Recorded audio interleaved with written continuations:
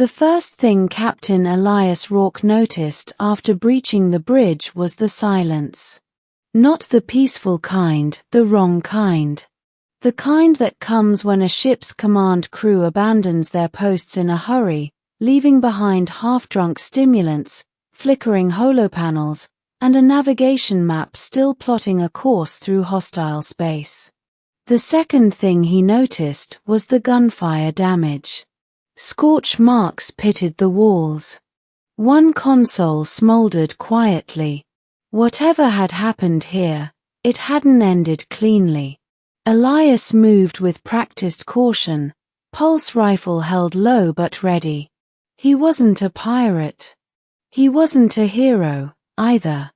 He was a recovery contractor, the sort of man corporations hired when a ship went missing and insurance payouts grew inconveniently large.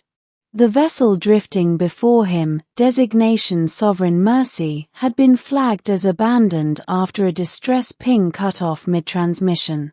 No survivors reported. No hostile signatures detected. That report, Elias knew, was already wrong. A soft sound came from behind the command chair. He turned. Two figures stood pressed together near the rear bulkhead, tall, slender, unmistakably alien. Their skin was a pale lavender blue, faintly luminous, with delicate bioluminescent patterns glowing along their arms and throats. Large silver eyes reflected the bridge lights like mirrors. Twins. They couldn't have been more than young adults by most species standards.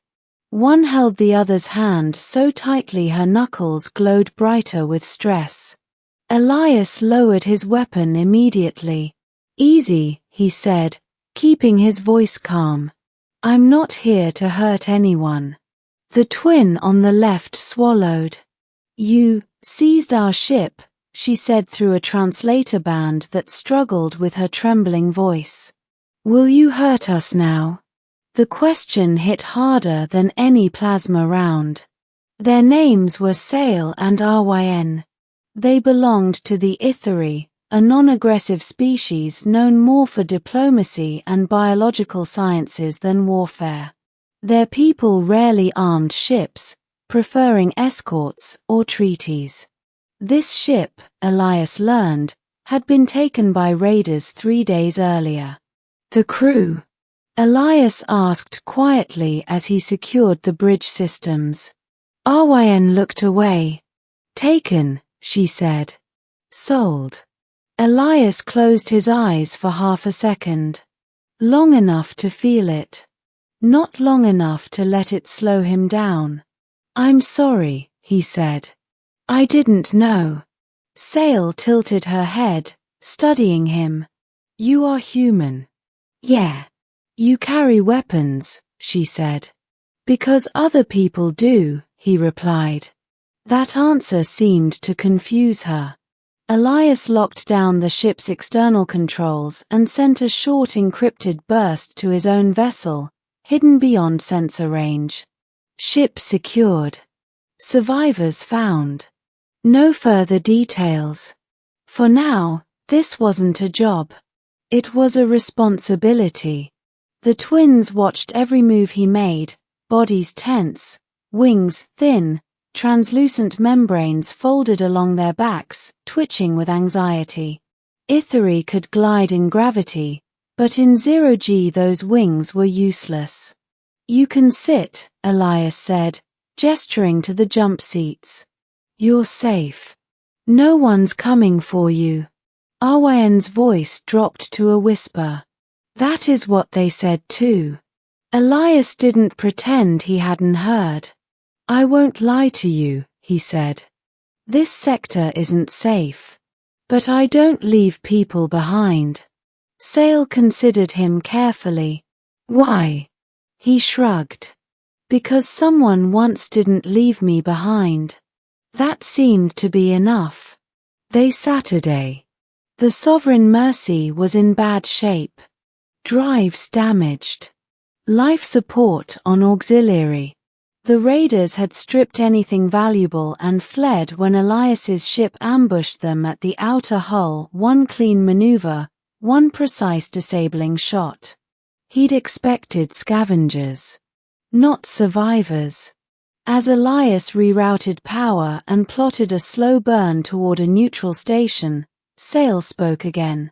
"Will you sell us?" she asked quietly. Elias froze mid-command. "What?" "Humans sometimes trade lives," Arwain said. "We have heard this." Elias turned fully toward them, jaw tight. "Listen to me," he said firmly. "No one is selling you. No one is owning you. When we reach port, you decide what happens next." They stared at him. "You do not claim us," Sail said slowly. "I don't claim people," Elias replied. Something in Arwain's eyes shimmered, fear loosening its grip, replaced by something cautious and fragile. Hope. The journey took 2 days. 2 days of shared meals from ration packs Elias had meant to last weeks.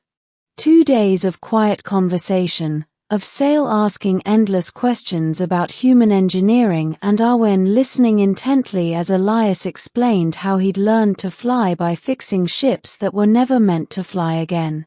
They learned about Earth, about storms, about music played too loud and laughter that filled rooms.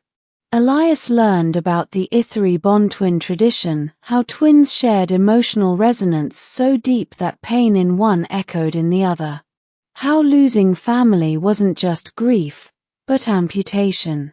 On the second night, alarms screamed.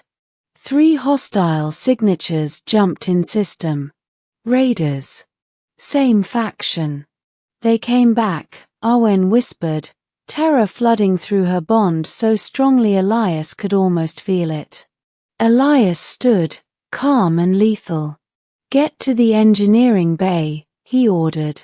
"There's a sealed compartment behind the coolant tanks. Lock it from inside." Sail looked at him, fear warring with trust. "And you?" "I'll make sure they regret coming back." The fight was brutal and fast. Elias flew the damaged Mercy like a knife in close quarters, using debris, venting plasma, firing only when he had to. His ship joined the fray from long range, cutting off escape vectors. But the raiders were desperate. One boarding pod slammed into the hull.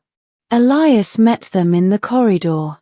When it was over, smoke filled the air and his arm bled freely. He barely noticed. He limped back to engineering. "Elias."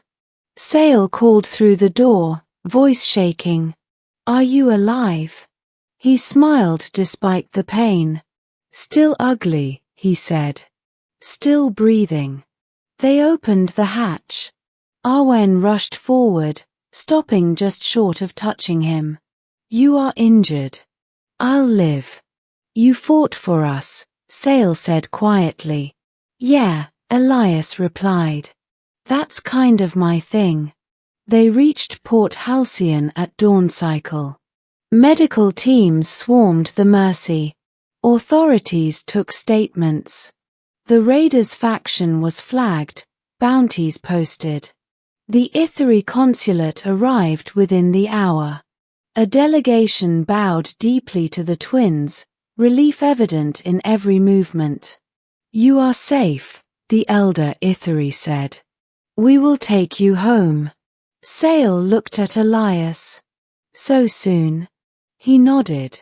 "You belong with your people." Ryn hesitated. "And you?" "I go where I'm needed," he said. They stepped closer. "Will we see you again?" Sail asked. Elias reached into his jacket and pulled out a small data chip. "Channel code," he said, pressing it into her palm.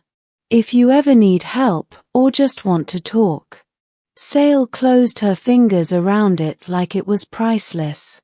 "You seized our ship," Arwen said softly. But you gave us something greater.